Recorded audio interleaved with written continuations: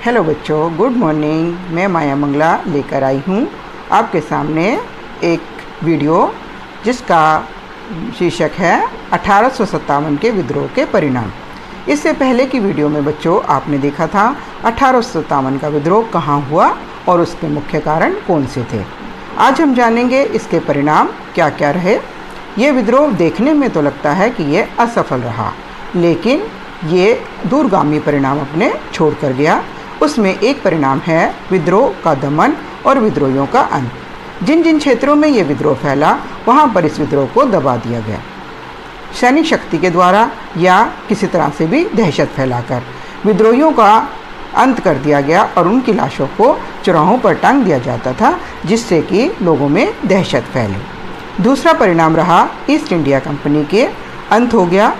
1757 से 1857 तक 100 वर्ष पूरे होते हुए ईस्ट इंडिया कंपनी ने जो जो कार्य किए थे उन सब कार्यों का अंत कर दिया और 1858 में ब्रिटिश संसद में एक अधिनियम पास किया गया, जिसके अंतर्गत भारतीय सचिव राज्य सचिव की नियुक्ति कर दी गई और 15 संसदीय सदस्य बोर्ड की भी नियुक्ति की गई, जो पूरे देश के कार्यभार को संभालते थे। इस तरह से भारत में ताज का शासन, उस समय वहाँ की महारानी थी विक्टोरिया, उनके अंडर में आ गया था। ईस्ट इंडिया कंपनी का अंत हो गया। तीसरा परिणाम है मुग़ल शासकों का अंत। अंतिम मुग़ल शासक बहादुर शाह जफर को 1857 के विद्रोह का नेता नियुक्त किया गया था। अफसर हडसन ने उन्हें बर्मा में निर्वासित कर दिया और उनके सारे वंशजों को उन्होंने मार दिया, उनकी हत्या कर दी। इसके साथ ही अंत हुआ दरबारी परंपरा का। दरबार के सारे कर्मचारी, कारीगर, दस्तकार और अन्य परंपरा के जितने भी स्रोत थे वो सबका उस समय अंत हो गया। नेक्स्ट पॉइंट आता है गवर्नर जनरल के पद को समाप्त करके वायसराय की नियुक्ति। भारत में कुछ वायसराय की नियुक्ति की गई, जैसे माउंटबेटन, हडसन, केनिंग इत्यादि। अब इनके हाथ में इतनी पावर दे दी गई कि भारतीय सचिव जो भी निर्णय लेता था वो इस निर्णय को बदल सकते थे, अर्थात भारत में इनडायरेक्ट ब्रिटिश शासन हो गया था।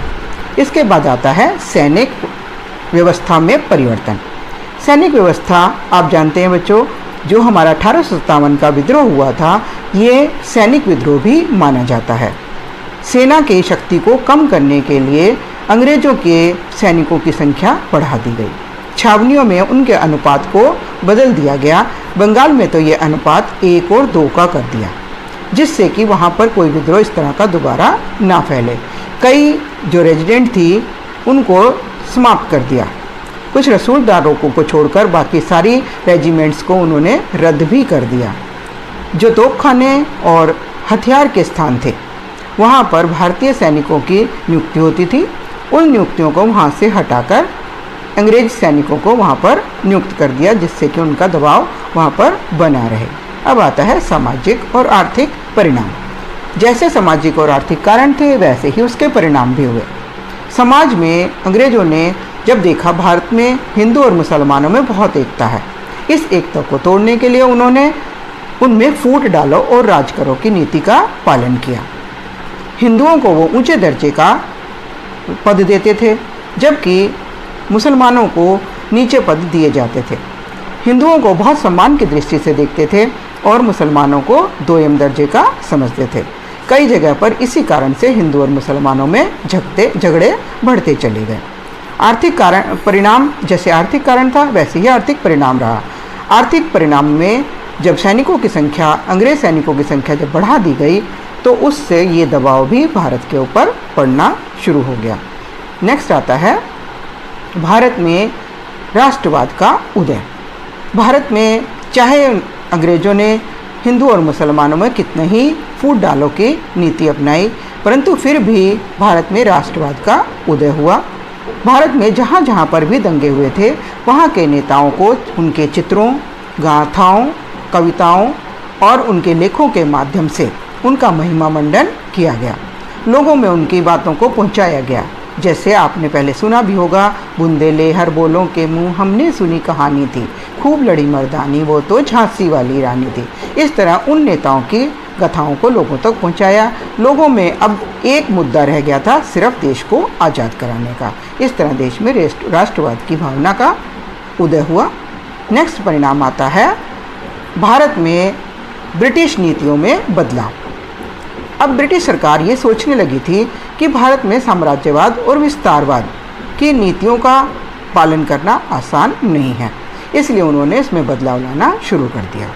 अब ये कहा गया कि कोई भी देशी रियासत अब उसमें दोबारा किसी तरह से भी ब्रिटिश शासन में नहीं मिलाई जाएगी। देशी राजाओं की सहायता की जाएगी और उनको समय समय पर सैनिक मदद की ज़रूरत होगी तो वो भी दी जाएगी।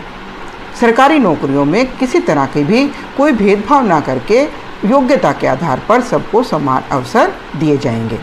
और ये भी कहा गया कि ब्रिटिश माउंटेसी के अधीन सारे राज्य कार्य करेंगे। तो ये इस तरह से नीतियों में बदलाव किया गया। बच्चों, एक सबसे बड़ा प्रभाव कह सकते हैं और उसको परिणाम भी कह सकते हैं, वो हमारे देश में रहा भारतीय राष्ट्रीय कांग्रेस की स्थापना चाहे किसी अंग्रेज अफसर A.O. ह्यूम ने की थी। 1885 में भारतीय राष्ट्रीय कांग्रेस की स्थापना की गई। भारतीयों को अपनी नीतियों को रखने के लिए, अपनी मांगों को मनवाने के लिए एक मंच की आवश्यकता थी और वो मंच उन्हें मिल गया था। 20 सालों तक तो इसकी किसी मांग को नहीं माना गया, परंतु यह अपना कार्य करती रही और स्वतंत्रता के आंदोलन में एक बहुत बड़ी भूमिका इससे रही। इस प्रकार बच्चों, आपने देखा कि ये हमारे 1857 के विद्रोह के मुख्य परिणाम थे। इस वीडियो को देखने के बाद आप इसमें दी गई वर्कशीट को अवश्य करें और मेरे कमेंट बॉक्स में अपने सुझाव अवश्य दें, जिससे कि अगली वीडियो में सुधार भी हो और आपके सुझावों को माना जाए।